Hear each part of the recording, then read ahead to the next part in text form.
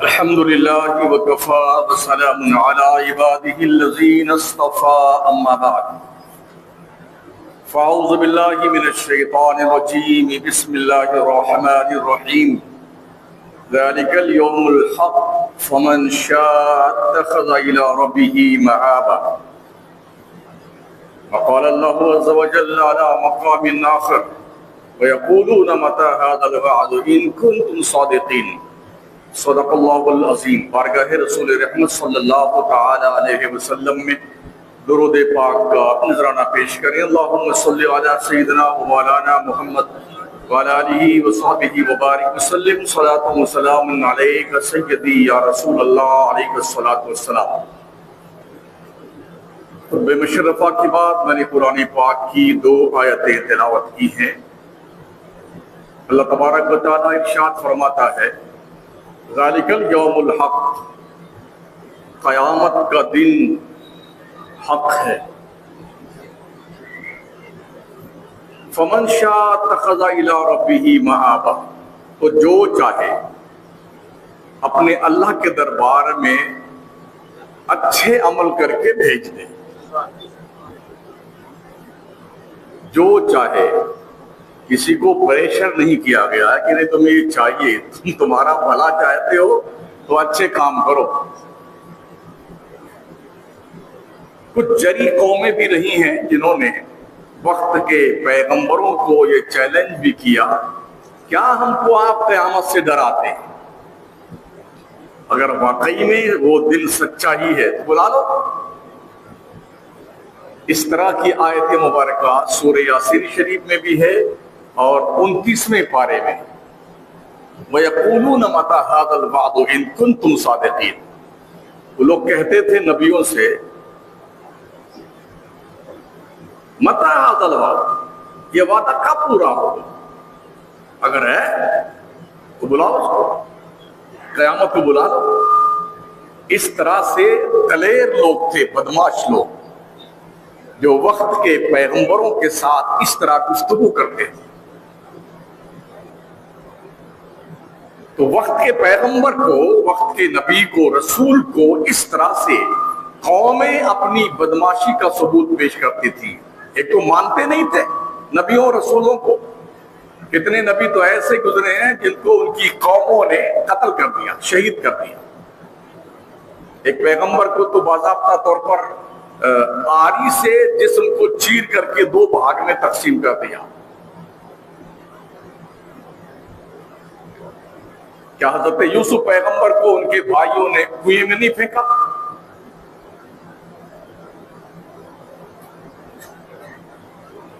ہوتا وہی جو اللہ چاہتا ہے۔ انہوں نے خواب میں بھی نہیں دیکھا ہوگا کہ جس یوسف کو میں اپنے باپ کی جو محبت زیادہ یوسف کی طرف دیکھ رہا ہوں، آج اس کو کنویں میں ڈال کر کے ہمیشہ کے لیے جھنجھٹ ہی ختم کر دیتے ہیں، تاکہ نہ رہے بانس اور نہ بجے بانسری۔ نہ یوسف ہوں گے نہ ان سے زیادہ محبت کریں گے باپ ہمارے۔ لیکن انہیں کیا پتا تھا کہ اللہ کی قدرت کچھ اور ہی چاہتی ہے۔ بہانہ خوب بنایا کہ بھائی وہ بھیڑیے نے کھا لیا، یہ ہوا اور وہ ہوا۔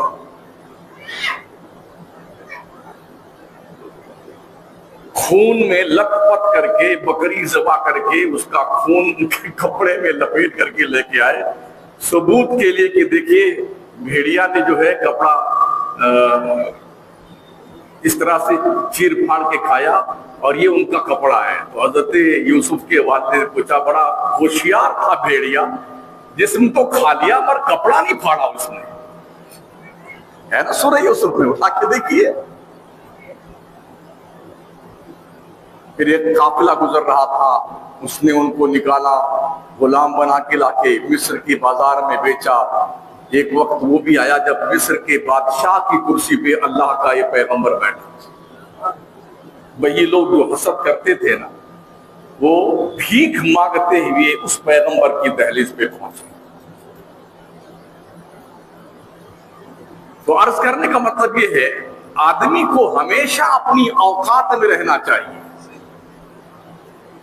آج کی تاریخ میں ہم میں سے ہر شخص بتائے کہ اپنے دادا کے زمانے جو بری حالت ہماری آپ کی تھی غربت کی، کیا آج ہے وہ؟ بولو بولو ہے؟ کیا اس دور کے لوگوں سے اچھا آپ کھاتا پیتے نہیں ہیں؟ اس دور کے لوگوں سے زیادہ اچھا آپ نہیں پہن رہے ہیں؟ اس دور میں بھینسا گاڑی گدا گاڑی پہ لوگ بیٹھتے تھے، آج آپ فارچونر میں گھوم رہے ہیں، فور ویلر میں گھوم رہے ہیں، موٹر سائیکل پہ تشریف فرما ہے، بڑے بڑے بنگلے میں آرام کر رہے ہیں، بلڈنگوں میں عیش کر رہے ہیں، اے سی لگا رکھی ہے، نیند چین سے آئے، موٹے موٹے گدے آپ نے بچھا رکھے ہیں۔ کیا یہ سہولت آپ کے دادا پردادا کو میسر تھی؟ تو کیا اب بھی یہ ناشکری اپنے رب کی، اتنی بے شرمی بھی یار کس کام کی؟ جس رب نے اتنا خوشحال آپ کو کر رکھا ہے، پھر بھی نماز آپ نہیں پڑھتے ہو؟ پڑھتے ہو جو تم چپ چاپ بیٹھے ہیں؟ ہاں، ایک صف، 1.5 صف، کبھی کبھی 2 صف فجر میں کر لو، کتنی مٹر گشتی کرنی ہے۔ ایک دن اللہ کی جب پکڑ آئے گی نا تو شاید تمہیں کلمہ میسر نہ آئے، اللہ نہ کرے ایسا۔ اگر قیامت پر سچا ایمان ہے تو یہ ایمان انسان کو بہت ساری برائیوں سے بچا لیتا ہے، اعمال صالحہ کی راہ پہ گامزن کر دیتا ہے۔ اسی لیے قرآن کریم نے اللہ تبارک و تعالیٰ پر ایمان لانے کے بعد سب سے زیادہ زور ایمان بالآخرت پہ دیا ہے۔ انداز بدل بدل کر کے، عنوان بدل بدل کر کے، الفاظ بدل بدل کر کے اللہ نے قیامت کا تذکرہ فرمایا ہے۔ رب نے قسمیں اٹھا اٹھا کر کے انسان کو وقوع قیامت کا یقین دلانا چاہا ہے۔ پڑھیے قرآن شریف، سورہ زاریات میں 4 مقام پر اور سورہ مرسلات میں 5 مقام پر اللہ نے قسمیں اٹھائی ہیں قیامت کے حوالے سے۔ یہ قیامت حق ہے اور تم ہمیں عاجز کرنے والے نہیں پاؤ گے کہ ہم عاجز ہو جائیں اپنے معاملات سے، نہیں، قسمیں اٹھا کے رب نے یقین دلانا چاہا ہے۔ اللہ فرماتا انما توعدون لصادق، بے شک وہ قیامت جس کا تم سے وعدہ کیا جاتا ہے وہ سچ ہے، آئے گی، لازماً آئے گی۔ سورہ یونس میں اللہ نے فرمایا اے نبی یہ تجھ سے قیامت کے بارے میں پوچھتے ہیں، کیا وہ حق ہے؟ آپ فرما دیں ای وربی انہ لحق وما انتم بمعجزین، ہاں مجھے اپنے رب کے عزت کی قسم، اپنے رب کے جلال کی قسم، بے شک وہ حق ہے، قیامت حق ہے، تم ہمیں عاجز کرنے والے نہیں ہو۔ سیدہ عائشہ صدیقہ رضی اللہ تعالی عنہا بیان فرماتی ہیں حلال و حرام کے احکام سے پہلے اللہ نے جنت و دوزخ کی آیات اس لیے اتاری کہ ترغیب و ترہیب دونوں طریقوں سے قرآن کے مخاطبین کو عمل پر آمادہ کیا جائے۔ نہیں، اللہ کے پیغمبر نے جب یہ فرمایا قولوا لا الہ الا اللہ تفلحوا، اے مکے کے لوگوں تم لوگ ایک خدا کی پرستش کے دعوے دار بن جاؤ، اس پر ایمان لاؤ، اللہ تمہیں فلاح و کامیابی دے گا۔ ظاہر سی بات ہے ایک ایسی قوم جو برسا برس سے گھوڑا گدھا کتا بلی چوہا مچھر سب کو خدا مانتی آئی ہے اور اس کو پوجتی آئی ہے، اگر وہ اس طریقے کو چھوڑ کر ایک خدا کی طرف راغب ہوتی ہے تو یہ فطری بات ہے کہ آدمی یہ پوچھتا ہے آپ ہمیں کیا دیں گے؟ کیا ہوتا ہے اس پارٹی کا آدمی اگر اس پارٹی میں جاتا ہے تو پارٹیاں کچھ لوگ لبھاون وعدے بھی کرتی ہے نا، اگر تم ہماری پارٹی میں آ گئے تو ہم تم کو اتنا کروڑ روپے دیں گے، تم تمہاری پارٹی کو توڑ کے آ جاؤ، ایم ایل اے لے کے آ جاؤ اور ہماری پارٹی میں آ جاؤ، ہم تمہیں یہ سہولتیں دیں گے، تمہارے سارے کیس معاف کر دیں گے، مقدمات ختم کر دیں گے۔ یہ بالکل 2 اور 2 4 کی طرح ہے، سب جانتے ہیں۔ پارٹی بدلنے والا بھی پہلے اپنا منافع سوچتا ہے، اس کے بعد پارٹی بدلتا ہے۔ تو اس زمانے میں جو مکمل دنیا دار لوگ تھے جب اپنا آبائی مذہب چھوڑ کر کے ایک نئے مذہب جس کا انٹروڈکشن پیغمبر کے ذریعے سے کیا گیا تھا اس طرف آتے تو انہیں کیا ملتا، یہ بات سوچنے کی تھی۔ تو ہم عائشہ کیا فرماتی ہے، حکم نافذ کرنے سے پہلے، حلال حرام اس کا قانون بتانے سے پہلے اللہ نے جنت و دوزخ کا کانسیپٹ دیا ہے۔ اگر تم ان جھوٹے معبودوں کے خلاف اٹھ کھڑے ہو اور ہمارے ایک خدا کے پرستار بن جاؤ، نبی نے فرمایا، تو اللہ تمہیں جنت میں بھیجے گا۔ اور جنت کا باضابطہ طور پر حضور کریم علیہ السلام نے پورا تعارف پیش کیا ان کے سامنے، اور اگر نہیں مانو گے تمہیں جہنم میں جانا پڑے گا۔ جہنم کا بھی اللہ کے پیغمبر نے تعارف پیش کیا قوم کے سامنے۔ تو ہم عائشہ فرماتی ہیں یہ اس لیے کہا گیا اس طریقے پر تاکہ لوگوں کو آمادہ کیا جائے۔ بخاری شریف میں سیدہ عائشہ سے روایت ہے، پہلے ایک بڑی سورت نازل ہوئی جس میں جنت و دوزخ کا بیان ہے، یہاں تک کہ جب لوگ اسلام کی طرف مائل ہو گئے تب حلال و حرام کے حکم نازل کیے گئے۔ اور ایسے بھی آپ دیکھیں، شراب حرام ہوئی نا، اسلام تو ہمارے پیغمبر کی 40 سال عمر شریف ہونے پہ متعارف ہوا، نبی نے اپنی نبوت کا اعلان کیا۔ اس وقت اللہ نے شراب کی حرمت کیوں نہیں بیان فرمائی؟ سرکار علیہ السلام مکہ چھوڑ کے مدینہ شریف آئے، اور وہاں آنے کے بعد بھی کافی سال زندگی گزارنے کے بعد پھر شراب کی حرمت کا قانون لاگو۔ مطلب یہ کہ پہلے اللہ نے احکام نہیں بیان کیے ہیں، پہلے رب نے یہ کانسیپٹ دیا ہے، اگر تم اپنا یہ باطل مذہب چھوڑ کر کے سچے مذہب کے پیروکار بنتے ہو تو ہم تمہیں جنت فردوس میں، جنت نعیم میں، 8 جنتوں میں سے کسی میں تمہارا مسکن بنائیں گے، اور نہیں مانو گے تو ہم جہنم میں ڈال دیں گے تمہیں۔ تو ہم عائشہ فرماتی ہیں بڑی سورت نازل ہوئی تھی جس میں جو ہے اللہ نے یہ جنت و دوزخ کا بیان فرمایا، یہاں تک کہ جب لوگ اسلام کی طرف مائل ہوئے تب حلال و حرام کے احکام نازل کیے گئے۔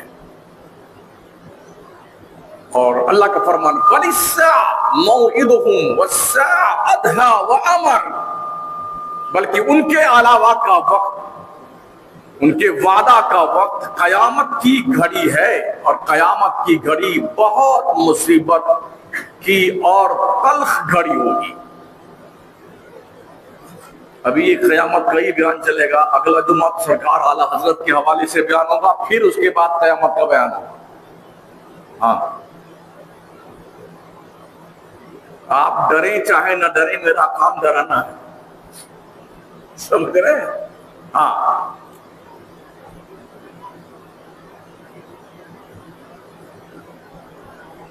یہ آیت کریمہ مکہ میں اتری، ہم عائشہ فرماتی اس وقت میں بہت کم عمر تھی، اور سورہ بقرہ والے جو آیات ہیں نا، اور سورہ نساء کی جو آیات ہیں مکمل جن میں احکام بیان کیے ہیں اللہ نے، یہ اس وقت اتری جب میں حضور کے ساتھ رہنے لگی، یعنی مدینہ شریف میں جب میرا مقلاوہ ہو گیا، رخصتی ہو گئی، میں حضور کے ساتھ رہنے لگی، تب یہ آیتیں حکم کی اتری ہیں۔ اس سے پہلے احکام کے جو ہے قانون اللہ نے بیان نہیں فرمائے تھے، تاکہ لوگوں کو اسلام کی طرف مائل ہونے کا جذبہ پیدا ہو۔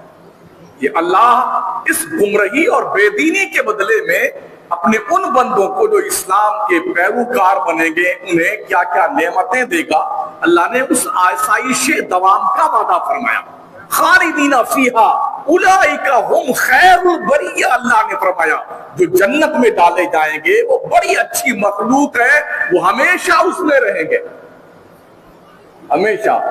ویسے بھی کشمیر میں رہنے کا کس کا جی نہیں کرتا ہے؟ غالب نے بہت پہلے کہا تھا اگر فردوس بر روئے زمین است ہمیں نستو ہمیں نستو ہمیں نست، اگر جنت زمین پر فرض کی جائے تو وہ جنت کشمیر ہے۔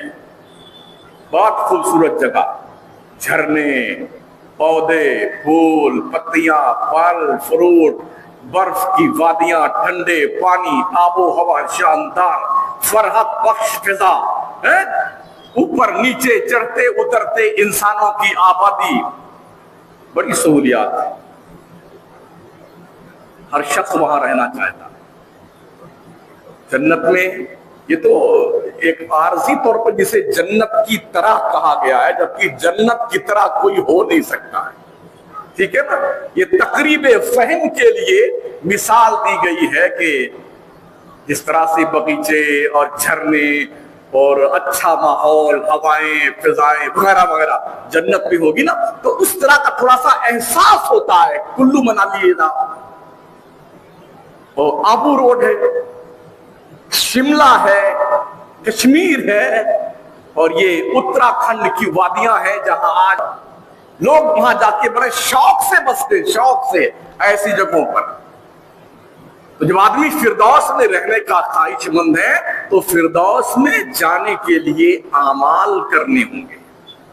جی ہاں، فردوس میں جانے کے لیے نیکیاں کرنی ہوگی، اللہ رسول کی اطاعت کرنی ہوگی، فرما برداری کرنی ہوگی۔ اس کے بعد ہی آپ یہ سوچ رکھیں کہ میں نے جنت میں جانا ہے۔ ویسے بھی عدل کا تقاضا بھی ہے کہ قیامت قائم ہو، کیونکہ دنیا میں کتنے ایسے ظالم لوگ ہیں جو تمامی عمر ظلم کرتے رہتے ہیں، عیاشیاں کرتے رہتے ہیں، کوئی سزا ان کو نہیں ملتی ہے، حرام طریقے سے لوٹ کھسوٹ کر کے سونا چاندی ہیرے جواہرات اکٹھا کر لیتے ہیں، گھر کا گھر بھر لیتے ہیں اور عیش کے ساتھ زندگی گزارتے ہیں۔ کبھی انہوں نے اللہ کا حکم نہیں مانا، سرکار کے احکام کے سامنے سر تسلیم خم نہیں کیا، عیش میں رہے۔ جبکہ کتنے اللہ والے بندے ایسے ہیں جنہوں نے اللہ کے لیے گھر چھوڑا، بیوی بچے چھوڑے، وطن چھوڑا، جان جانے آفری کے سپرد کری، ہمیشہ روزہ رکھتے تھے، رات بھر ہمیشہ کھڑے کھڑے رہ کے اللہ کی بندگی کرتے، مادی پریشانیاں عمر بھر جھیلتے رہے، ان کو پہننے کا ڈھنگ کا کپڑا نہیں ملتا تھا، کھانے کے لیے ڈھنگ کی روٹی نہیں ملتی تھی، سمجھ رہے؟ اور حالت یہ تھی کہ تکلیف میں زندگی گزری۔ اگر صرف دنیا ہی کی زندگی ہوتی، آخرت کی زندگی نہ ہوتی، جزا اور سزا نہ ہوتی، تو پھر جنت و دوزخ اگر نہ ہوتے تو معاذ اللہ مطلب یہ ہوتا کہ اللہ نے عدل نہیں کیا۔ ہم نے خدا کو مانا تو ہمیں کیا ملا؟ ہم نے نمازیں پڑھی، روزے رکھے، اعمال صالحہ کیے، گناہوں سے ہم بچے، ہمیں کیا ملا؟ اور جنہوں نے برائیاں کی، غنڈہ گردی کی، لوٹ کھسوٹ کی، ظلم کیا، انہیں سزا بھی نہیں ملی، تو ہم دونوں برابر ہو گئے۔ تو کیا فرق رہا اس میں؟ ہمیں بھی ظلم کرنا چاہیے تھا۔ اگر قیامت نہ ہوتی تو کوئی یہ سوچ سکتا تھا، لیکن رب تبارک و تعالیٰ نے عدل کو پسند بھی کیا ہے، وہ عادل بھی ہے، جزا سزا دینا یہ اس کا کام ہے۔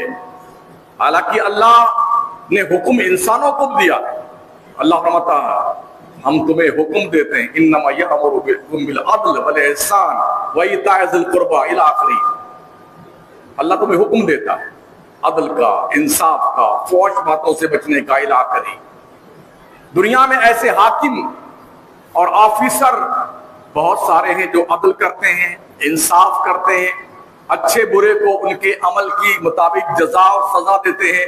ابھی کچامن میں ہمارے ڈیڈوانا اور کچامن ضلع کی جو ایس پی صاحبہ ہیں، شاید انہوں نے بھی کل ان کا میں نے وہ بیان پڑھا، وہ کہہ رہی تھی میں کچامن ڈیڈوانا ضلع کو جرائم مکت کرنا چاہتی ہوں۔ حوصلہ ہے نا؟ اگر ذمہ دار آفیسر آئے، ادھیکاری آئے تو بلا شبہ یہ برائیاں ختم ہو سکتی ہیں۔ معاشرے میں جو گناہ پنپ رہے ہیں نا، عیاشیوں کے اڈے، فحاشی کے اڈے، بے حیائی کے، جوئے کے، سٹے کے، اور جی افیون کے دھندے، اور گرد کے، اسمیک کے، ایم ڈی کے، ہیروئن کے جو کاروبار چل رہے ہیں نا، یہ یوں ہی نہیں ہے۔ اگر آفیسر ذمہ دار آ جائے نا تو ان کی کھڑیاں کڑی ہو جائے، مگر کیا کیجئے گا، حالات بڑے نازک ہیں۔ لیکن یہ ایک حوصلہ دیا ہے ہمارے کچھ ڈیڈوانا اور کچامن ضلع کی ایس پی صاحبہ نے کہ ہم کچامن اور ڈیڈوانا ضلع کو جرائم مکت کر دیں گے۔ اللہ کرے ایسا ہی ہو. تو عدل کرنا یہ بڑی اچھی چیز ہے. تو اچھے آفیسر اگر آتے ہیں تو وہ عدل کرنا چاہتے ہیں. حالانکہ جو عدل کرنے والے ادھیکاری ہوتے ہیں جلدی وہ کہیں ٹکنے نہیں پاتے ہیں، اس لیے کہ جرائم کی جڑیں اتنی پھیلی ہوئی ہیں کہ بیچارہ ادھیکاری ابھی آیا ہے، پدبھار گرہن کیا ہے، کوئی فیصلہ لینے نہیں پایا، اس سے پہلے اس کا ٹرانسفر وہ جرائم اور کرمنل پسند لوگ کروا دیتے ہیں روپیہ پیسہ کھلا کے نیتاؤں کے ذریعے سے، تاکہ یہ کوئی فیصلہ لینے نہ پائے. یہ کشمیر سے لے کے کنیا کماری تک ہو رہا ہے، اس کا انکار کوئی بھی نہیں کر سکتا ہے. تو عدل کرنا بڑی اچھی چیز ہے، اللہ بھی عدل کو پسند کرتا ہے. میرے پروردگار نے عدل کو پسند کیا ہے، تو پھر وہ ذات یقیناً علام الغیوب ہے جو ظالم و مظلوم کو بہت اچھی طرح جانتی ہو، جو عدل کا خالق بھی ہے، عادلوں کو عظمتوں سے نوازنے والا بھی ہے، وہ ظلم سے روکنے والا اور ظالموں کی گردنیں مروڑنے والا بھی ہے. کیا وہ عدل کر کے نیکیوں اور بروں کو اعمال کی مطابق جزا سزا نہیں دے گا؟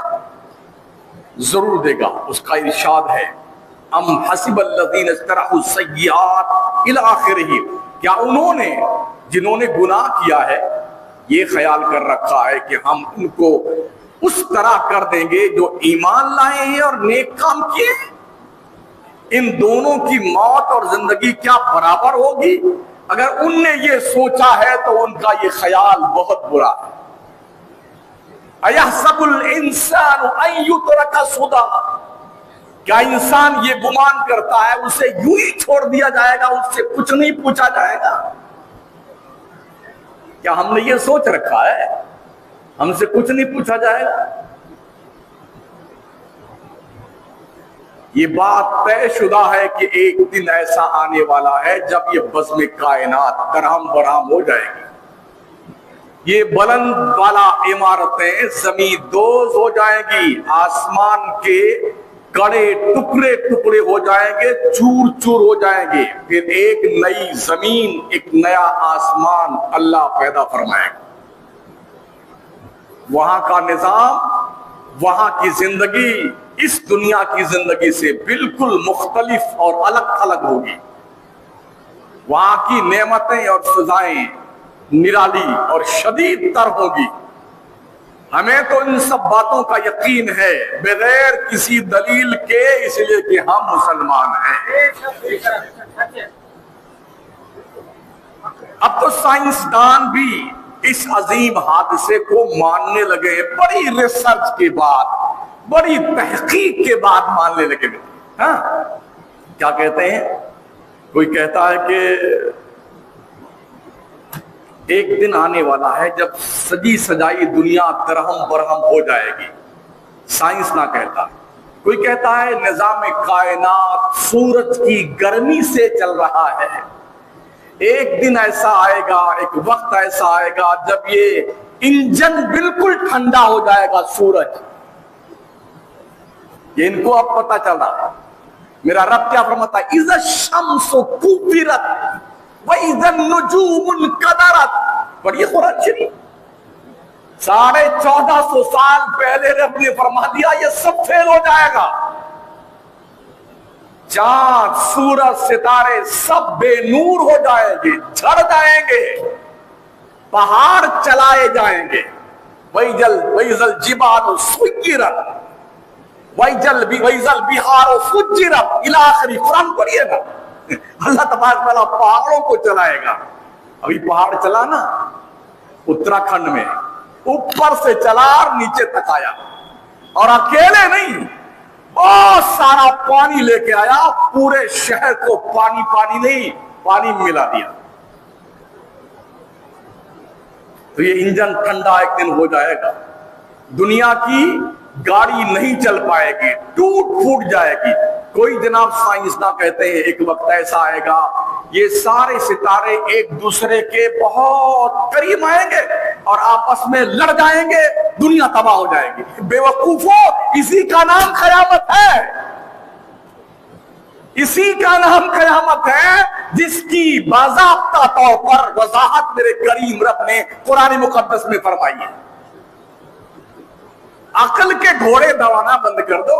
تم اتنے سال ریسرچ کرنے کے بعد اپنے ملک کا پیسہ کا ستیہ ناش کر کے اب پہنچو اس پوائنٹ پر کہ زمین ختم ہو جائے گی، آسمان ختم ہو جائے گا۔ میرے رب نے 14.5 سال پہلے ہی بتا دیا تھا یہ سب ختم ہونے والا۔ تم نے ستیہ ناش کیا اپنے ملک کے پیسے کا اور اپنے قوم کا، اپنے آپ کے وقت کی بربادی کی۔ کاش تم نے پہلے مان لیا ہوتا قیامت آنے والی ہے۔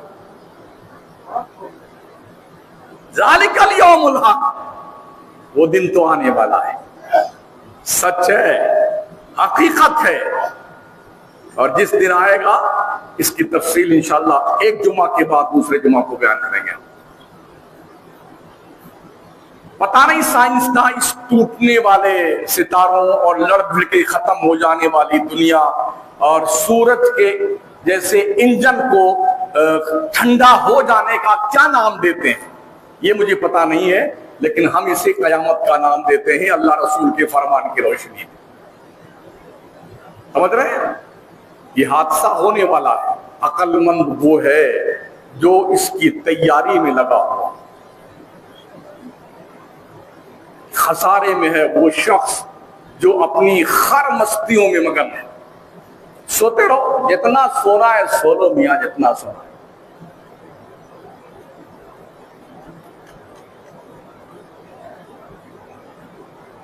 صبح تک سو، 9 بجے تک، کوئی تمہیں جگانے والا نہیں، لیکن یاد رکھنا جب اللہ حساب لے گا تو کوئی تمہیں بچانے نہیں آئے گا۔ اور آپ بھی اپنے معاشرے میں کسی پہ ظلم مت کریں، اپنے بھائیوں پہ ظلم مت کریں، جس کا جو حق آتا ہے شرافت سے اس کا حق دے دو۔ مرنے کے بعد تم ایک پیسہ بھی دینا چاہو گے، تمہارے گھر والے تمہاری قبر میں 1 روپیہ نہیں رکھیں گے، کہاں سے دو گے؟ کوئی رکھتا ہے؟ چلو یار، ابا نے جو بےمانی کر کے ہمارے نام کیا ہے اپنے بھائیوں کا حصہ، تو ابا کے قبر میں 2-4 لاکھ روپیہ رکھ دیتے ہیں، جب وہاں حساب کتاب دینا ہوگا تو وہاں دے دیں گے اس کو، یہ لو 2 لاکھ روپے دیتے ہیں۔ کوئی رکھتا ہے پیسہ اپنے باپ کی قبر میں؟ اس لیے او باپو، شرافت کے ساتھ اپنی اولادوں کے بیچ انصاف کرو، سب کے حقوق ادا کرو۔ حقوق ابھی میں نے سنا کوئی شاید آج کل ہی کوئی مرا ہے اور دفنایا گیا ہے کسی، کیا بولتے اس کو، سیلیبریٹ چکر میں۔ یہ اچھوتے نرالے البیلے چھوکرے ہماری قوم مسلم کے سیلیبریٹ کے چکر میں جے پور میں کیا گولی کھا کے مر گیا ہو۔ یہ 24 گھنٹے کا حادثہ جیسے سننے میرے آیا، اب پتہ چل رہا ہوگا بیٹے کو قبر میں۔ جو کوئی خودکشی کر کے مرتا ہے اس پر جنت کی خوشبو تک حرام ہے، حرام۔ یہاں تک اللہ کے پیغمبر نے فرمایا جنت کی خوشبو جو 500 سال کی دوری سے محسوس ہوگی وہ خوشبو بھی حرام ہے خودکشی کرنے والے۔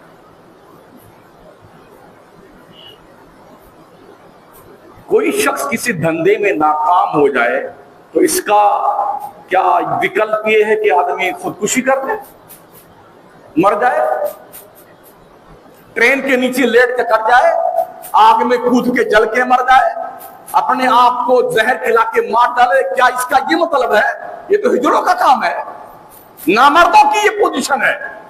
مرد آنکھ ہراساں نہ شبہ، مرد اسے کہتے ہیں جو کسی بھی حال میں پریشان نہ ہو۔ رب نے یہ قوت مدافعت جو مرد کو دی ہے وہ کسی اور کو نہیں دی ہے۔ میں نے پہلے بھی عرض کیا نا، دنیا میں جتنی مخلوق رب نے پیدا کی انسان سے زیادہ کوئی طاقتور نہیں۔ پورے جنگل کا راجا جسے شیر ببر کہتے ہیں، انسان اتنا طاقتور ہے گلے میں رسی باندھ کے سرکس میں لا کے نچاتا ہے، اسے نہیں نچاتا ہے۔ کتنا بڑا ہاتھی ہے، اگر ایک پونچھ مار دے تو کتنے شمس الدین ایسے مر جائیں گے، لیکن ایک دبلا پتلا آدمی اس کے گردن میں بیٹھتا ہے اور اس کے منڈی پہ یوں رکھتا ہے بھالا، وہ یوں کرتا تو ادھر جاتا ہے، چپ چاپ چل چلا شرافت سے چلا جاتا ہے. کیوں؟ انسان سب سے زیادہ طاقتور ہے، مگر یہ کیا بزدلی ہے یار کہ کوئی کسی چیز میں ناکام ہوا تو ایم ڈی کھا کے مر گئے، زہر کھا کے مر گئے،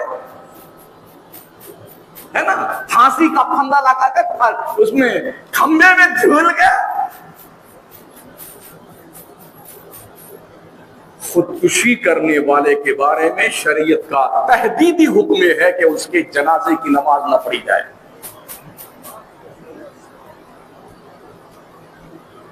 کہاں بیٹھے ہیں آپ؟ ہم بھی آئے دن سنتے رہتے ہیں اسی شہر محترم میں کتنے لوگ خودکشی کر رہے ہیں.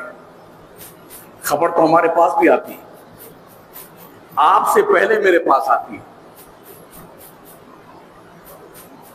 اور وثوق ذرائع سے آتی ہے.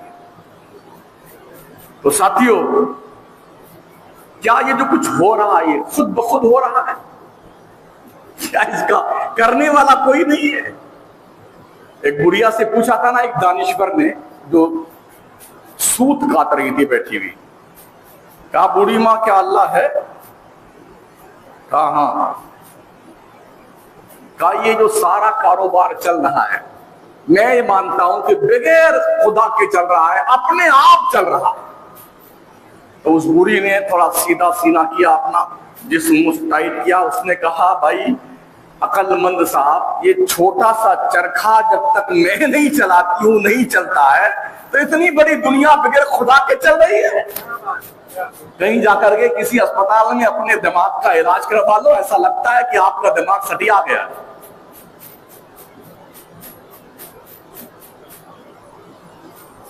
یہ میں خود بخود بول رہا ہے یا میں بول رہا ہوں تب بول رہا ہے؟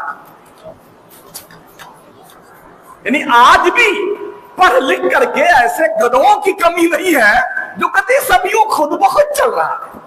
کتنے لوگ ناستک ہیں جو خدا کو مانتے نہیں ہیں، تو مرتا کیوں؟ زندہ رہا، ہمیشہ رہنا زندہ. اگر کوئی خدا نہیں تو موت تجھے کس نے دی ہے؟ میرا رب وہ ہے یحیی و یمیت، اللہ ہی زندگی دیتا ہے وہی موت دیتا ہے. خود بخود کچھ نہیں ہوتا ہے.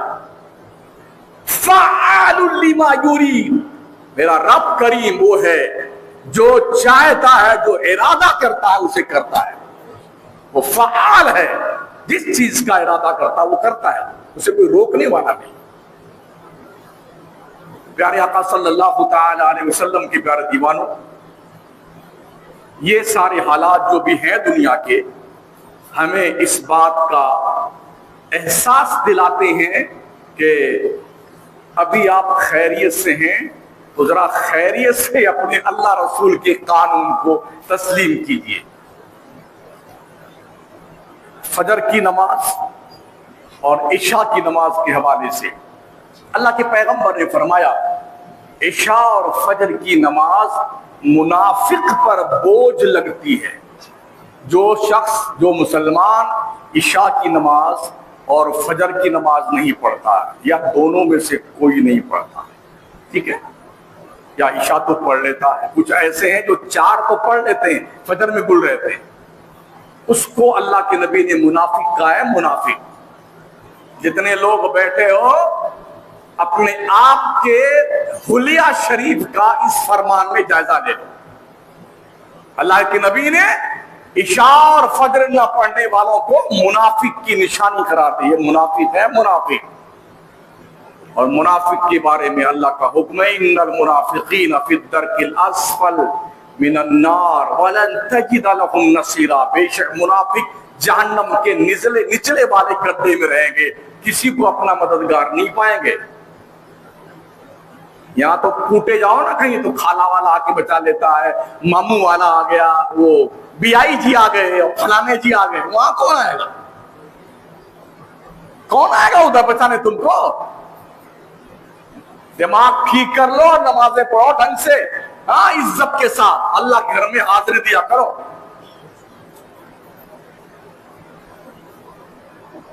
ایسا شخص بھلا تہجد کیا پڑھے گا جو فجر اور نماز نہیں پڑھتا، عشاء کی نہیں پڑھتا ہے، 5 وقتہ نہیں پڑھتا، وہ تہجد پڑھے گا؟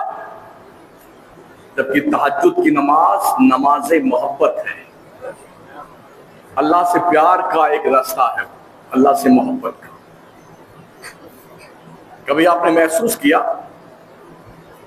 ایسا ہوتا ہے کبھی کبھی کہ نیند اچانک رات میں کھل جاتی ہے، اور وہ وقت ہوتا ہے تہجد کا، 3 بجے 4 بجے کے آس پاس نیند کھلتی ہے، اور پھر آدمی سو کوئی الارم نہیں جگاتا ہے، نہیں کوئی جھنجھوڑ کے بھی نہیں، خود بخود جاگتا ہے، لیکن دراصل یہ قدرت کی طرف سے ایک الارم ہوتا ہے، بندے اب تو اٹھ جا، جاگ گیا ہے نا، میں نے اپنی رحمت سے تجھے جگایا ہے، اٹھ جا اور وضو کر میرے دربار میں حاضری دے۔ جگانے والا رب ہوتا ہے۔ ایک بے چینی سی محسوس ہوتی ہے، آنکھیں اندھیرے میں کچھ ڈھونڈنے تلاش کرنے لگتی ہیں، تب لگتا ہے کہ اللہ کی طرف سے خاموش صدا آتی ہے کہ یہ وہ لمحہ ہوتا ہے جب پوری دنیا سو رہی ہوتی ہے اور آسمان کا دروازہ کھلا ہوتا ہے۔ اللہ کی رحمت صدا دیتی ہے کوئی مجھ سے مانگنے والا کہ میں اس کی دعا قبول کروں؟ یقیناً آپ کو پتا ہونا چاہیے، جتنے بھی اللہ والے رہے ہیں نا، رات کے آخری حصے میں زیادہ دعائیں مانگتے تھے۔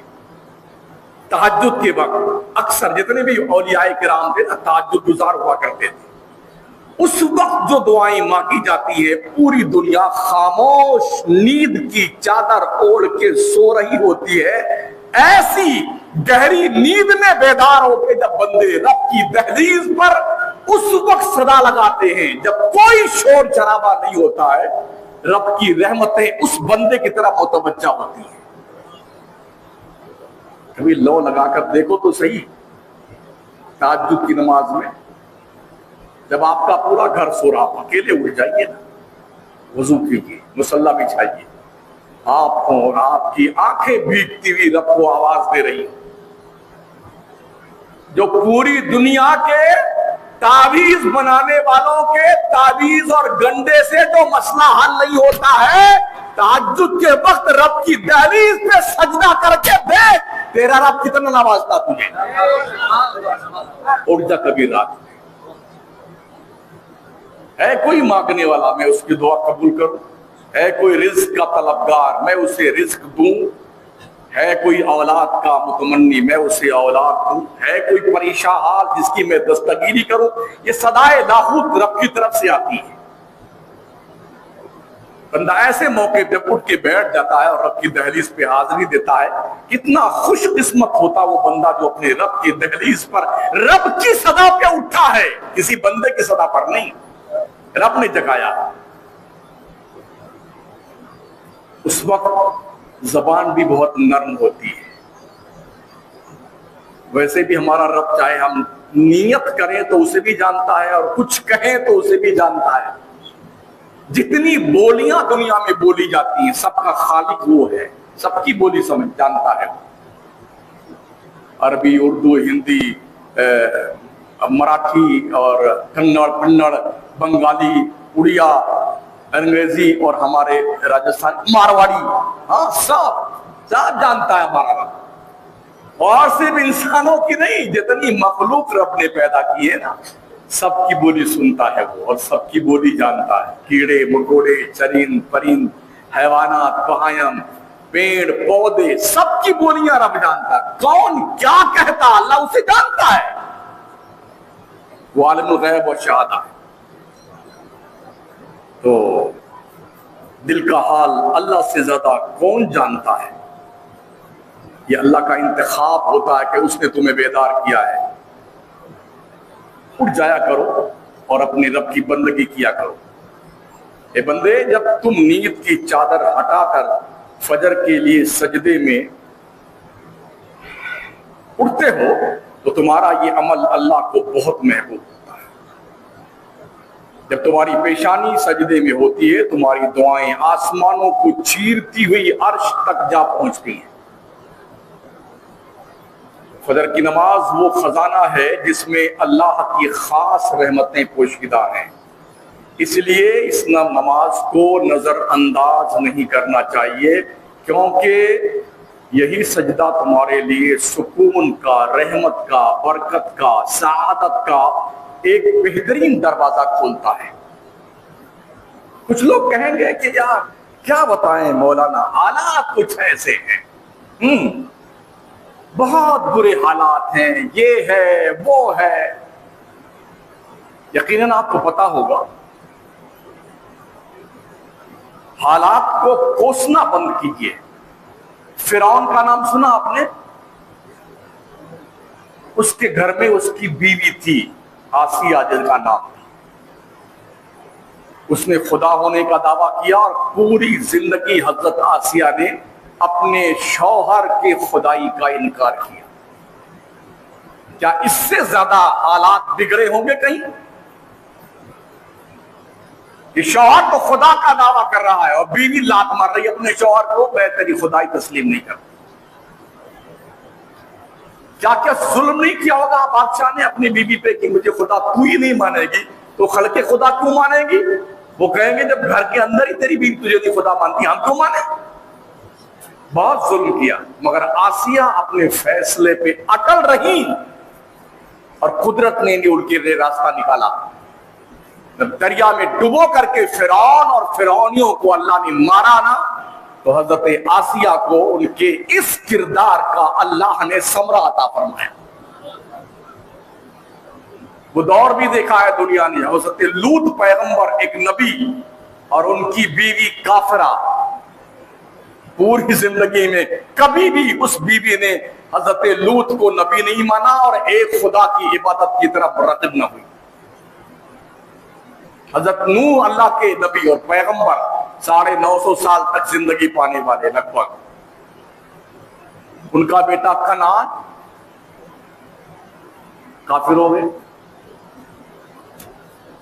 تو حالات کو کوسنا بند کرو، کیا بتائیں حالات ہی ایسے ہیں، یہ اس لیے پریشانی ہے، یہ مکاری چھوڑ دو، حالات کو جو ہے مجرم ٹھہرانا بند کر دو، شرافت کے ساتھ اپنے حالات ٹھیک کرو۔ کچھ سمجھ شریف میں آ رہا ہے؟